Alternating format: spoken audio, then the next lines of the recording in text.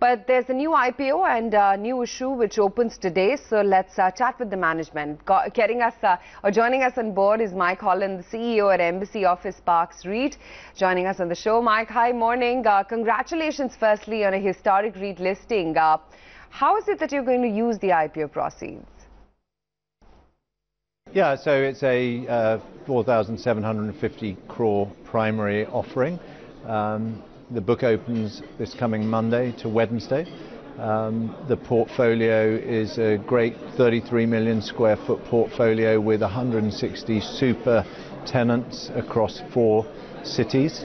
The proceeds from the listing will be used to retire existing debt. Our existing debt level is 28%. It'll come down to sub 15%. And for the acquisition of another super asset called Embassy One in Bangalore. Mike, hi there. Good morning. So give us a sense as to what exactly is the outlook on the rental yield. What are your current debt levels? What is the financial position? Yeah. So current ratio of debt to GAV is approximately 27-28%. So we're not heavily indebted as it is, but we'll be bringing that down to a sub 15% level. The reason for that is that we would then have the availability of capital to later on go out for acquisitions, perhaps bringing that debt level up to 30-35% in due course. Rental yields, you asked. Occupiers are paying us a rental every month. Our portfolio is 95% occupied. Those rentals move to the distribution to our investors. Our initial yield that we're talking about is an 8.25% yield to investors. That's growing every quarter and every year as rental escalations kick in, as we build more buildings on the park and generate more rentals.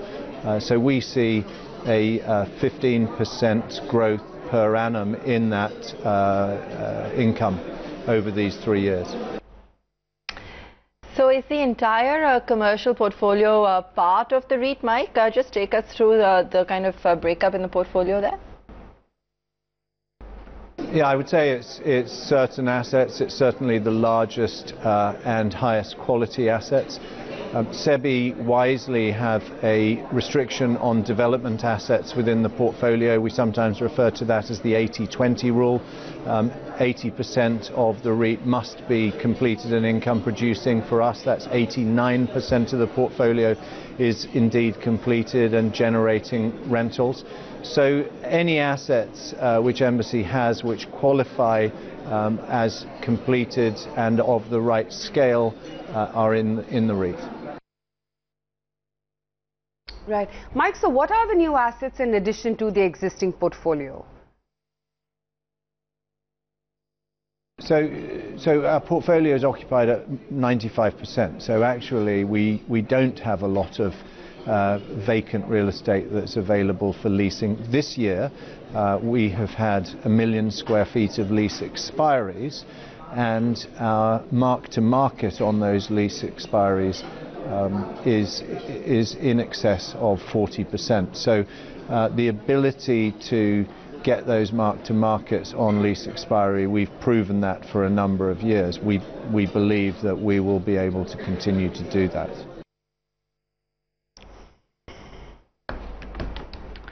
All right, we'll let you go on that note. Thanks so much for taking time out and joining in, giving us a sense of how things stand on the Embassy Office Parks and that first ever REIT listing in India.